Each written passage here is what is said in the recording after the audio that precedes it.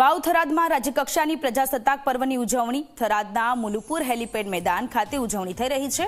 મુખ્યમંત્રી ભૂપેન્દ્ર પટેલ, રાજ્યપાલ આચાર્ય દેવવ્રત પણ તિરંગો ફરકાવશે।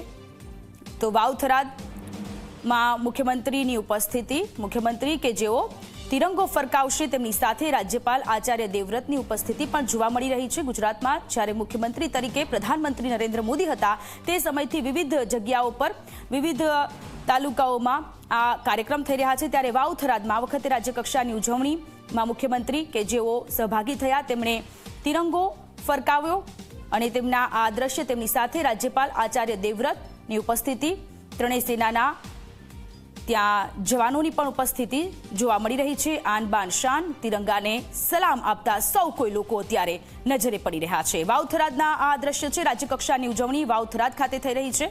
વિકસિત ગુજરાતની થીમ, વિકસિત ગુજરાત વિકસિત ભારતની થીમ પર આ વખતે વાવ થરાદમાં ઉજવણી।